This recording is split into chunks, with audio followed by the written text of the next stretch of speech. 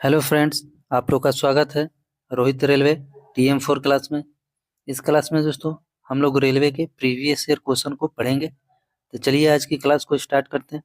दोस्तों आप लोग से एक अनुरोध है कि आप लोग अगर मेरे चैनल पर नए हैं तो मेरे चैनल को सब्सक्राइब कर दीजिएगा और दोस्तों में शेयर कर दीजिएगा, ठीक है। और दोस्तों आप लोग बताइएगा जरूर कि आप लोग किस एग्ज़ाम की तैयारी करते हैं। मैं उस बुक से आप लोग को तैयारी करवा दूंगा दोस्तों, ठीक है। तो चलिए आज की क्लास को स्टार्ट करते हैं। तो आज का पहला प्रश्न है दोस्तों, आज का पहला प्रश्न है कि एनी बेसेंट ने बनारस में सेंट्रल हिंदू कॉलेज की स्थापना की, जिसे जिसके बाद में उन्होंने डैश को सौंप दिया, ठीक है। तो एनी बेसेंट ने बनारस में सेंट्रल हिंदू कॉलेज की स्थापना की, ठीक है दोस्तों। तो कब किया था सेंट्रल हिंदू कॉलेज की स्थापना? ये 1898 में, ठीक है। 1898 में बनारस में सेंट्रल हिंदू कॉलेज की स्थापना एनी बेसेंट ने 1898 में किया। उसके बाद किसे सौंप दिया? तो मदन मोहन मालवीय, मदन मोहन मालवीय। तो इसका राइट आंसर ऑप्शन डी, ठीक है दोस्तों। आगे बढ़ते हैं। अगला नंबर प्रश्न है कि महिलाओं के अधिकारों को बढ़ावा देने के लिए 1852 में महिला सेवा मंडल की शुरुआत किसने की थी? ठीक है दोस्तों, ये भी क्वेश्चन बहुत ही बढ़िया है। क्वेश्चन को फिर से पढ़ लेते हैं कि महिलाओं के अधिकारों को बढ़ावा देने के लिए 1852 में महिला सेवा मंडल की शुरुआत किसने की? तो इसका राइट आंसर है दोस्तों सावित्रीबाई फूले। इसका राइट आंसर ऑप्शन ए, ठीक है। तो महिला सेवा मंडल की शुरुआत कब हुआ? तो 1852 में।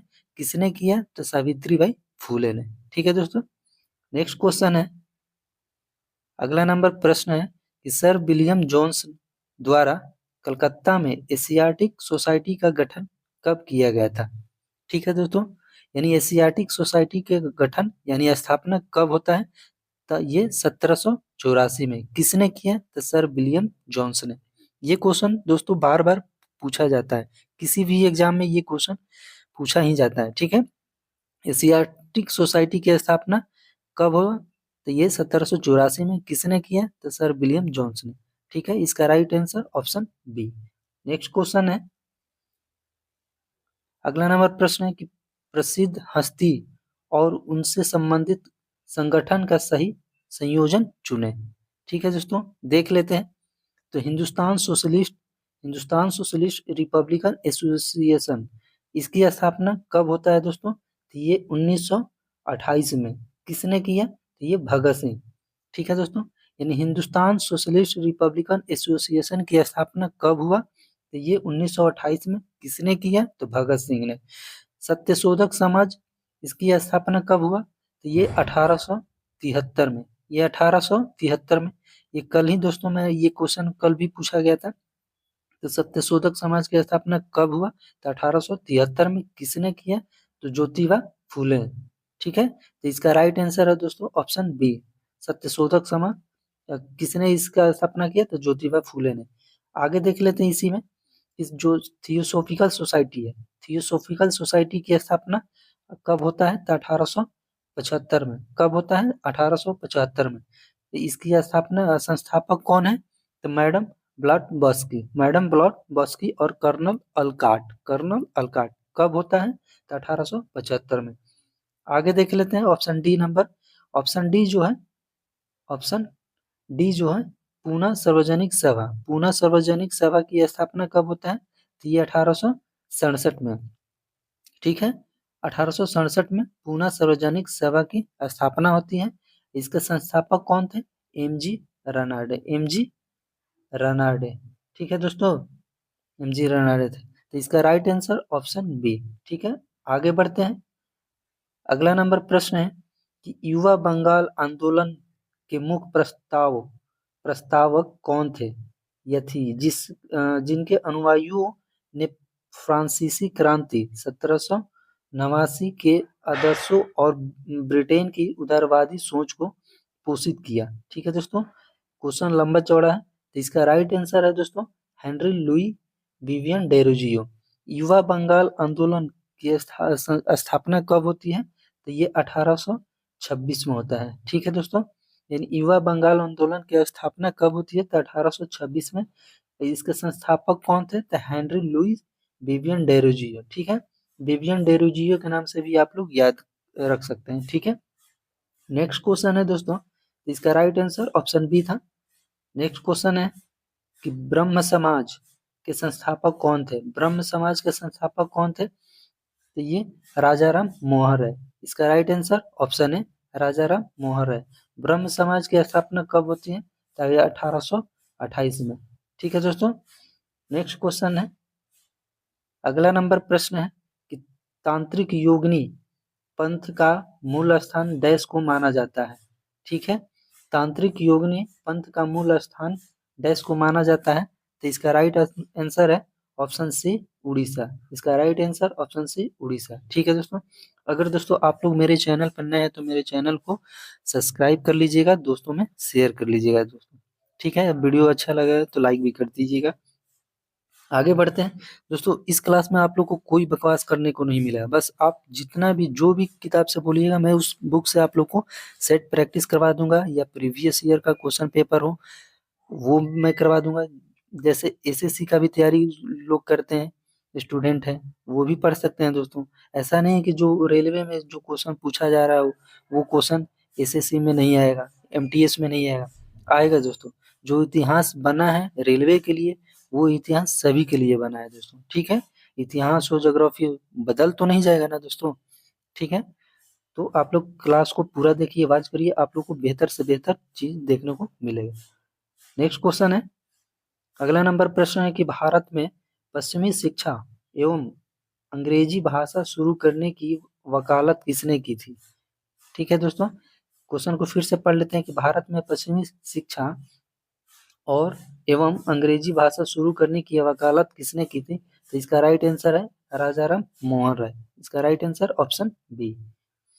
नेक्स्ट क्वेश्चन है कि भारत के राष्ट्रगान के रचयिता कौन है? भारत के राष्ट्रगान के रचयिता कौन है? तो इसका राइट आंसर है रविंद्रनाथ टैगोर। रविंद्रनाथ टैगोर, ठीक है दोस्तों। राष्ट्रगान जन गण मन किसने, इसके रचयिता कौन है? रविंद्रनाथ टैगोर। और राष्ट्रगीत कह देगा तो बंकिम चंद्र चटर्जी। बंकिम चंद्र चटर्जी, ठीक ना, वंदे मातरम जिन्होंने लिखा था, ठीक है दोस्तों। तो इसका राइट आंसर ऑप्शन है। नेक्स्ट क्वेश्चन है दोस्तों, अगला नंबर प्रश्न है, अगला नंबर प्रश्न है दोस्तों कि सहिष्णुता के अभ्यास में उसका दुश्मन ही उसका सबसे अच्छा शिक्षक होता है। बहुत ही लाजवाब प्रश्न है दोस्तों, बहुत ही सुंदर प्रश्न है। इस क्वेश्चन को मैं पहली बार देख रहा हूँ, ठीक है।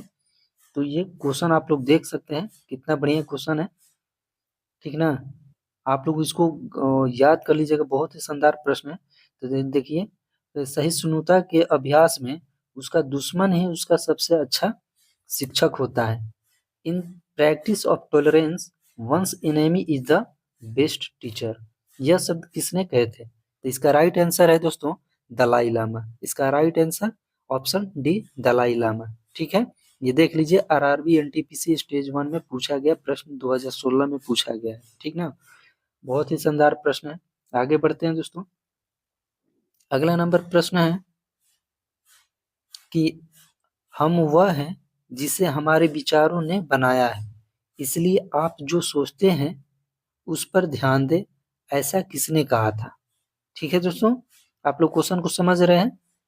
और शब्द गौण है, विचार रहते हैं वे दूर तक जाते हैं। विचार रहते हैं वे दूर तक जाते हैं।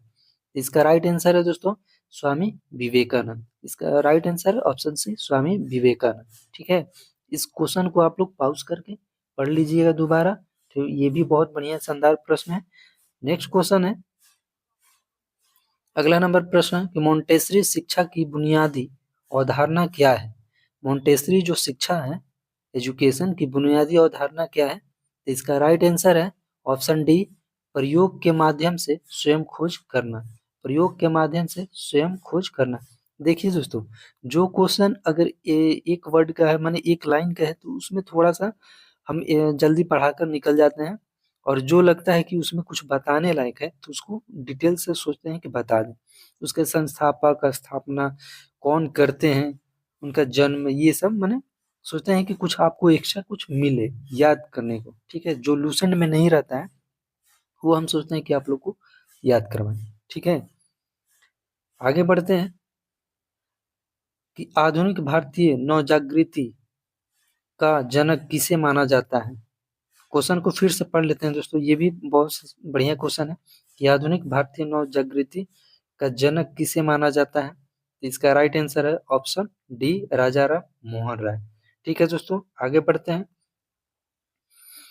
अगला नंबर प्रश्न है कि स्वदेशी आंदोलन की औपचारिक घोषणा कब की गई थी।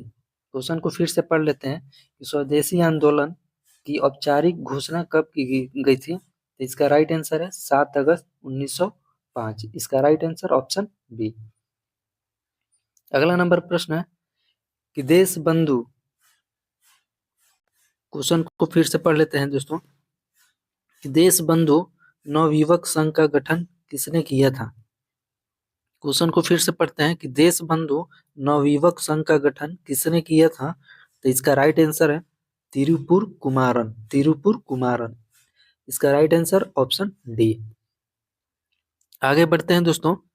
अगला नंबर प्रश्न है कि आत्मसम्मान का अभियान एक ऐसा अभियान है जिसका लक्ष्य ऐसा समाज निर्मित करना है जहां पिछड़ी जातियों को भी समान मानव अधिकार प्राप्त हो। इसकी शुरुआत किसने की थी। तो इसकी शुरुआत दोस्तों ईवी रामास्वामी, ईवी रामास्वामी।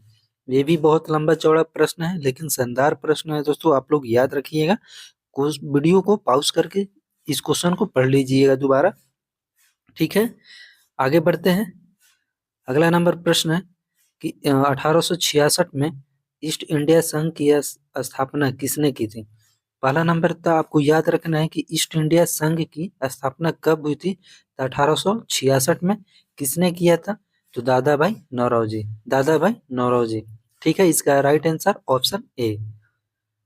अगला नंबर प्रश्न है, इस वीडियो का लास्ट क्वेश्चन है दोस्तों, तो देख लेते हैं कि धार्मिक सुधार के क्षेत्र में उनकी सबसे बड़ी उपलब्धियां ब्रह्म समाज और ब्रह्म सभा और ब्रह्म समाज की स्थापना की थी।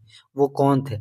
ब्रह्म सभा और ब्रह्म समाज की स्थापना किसने किया था दोस्तों। तो ये थे राजा राम मोहन राय। ब्रह्म समाज को अभी हमने बताया, इसकी स्थापना कब होती है 1828 में। किसने किया था, राजा राम मोहन राय। ठीक है दोस्तों, आप लोग दोस्तों कमेंट करके जरूर बताइएगा कि आप लोग को ये वीडियो ये कैसा लग रहा है और आप लोग किस बुक से सेट प्रैक्टिस लगाना चाहते हैं। मैं उस बुक से आप लोग को सेट प्रैक्टिस करवा दूंगा। प्रीवियस ईयर भी बोलिएगा तो मैं करवा दूंगा किसी भी एग्जाम के लिए, वो रेलवे ग्रुप डी हो चाहे एनटीपीसी हो दोस्तों।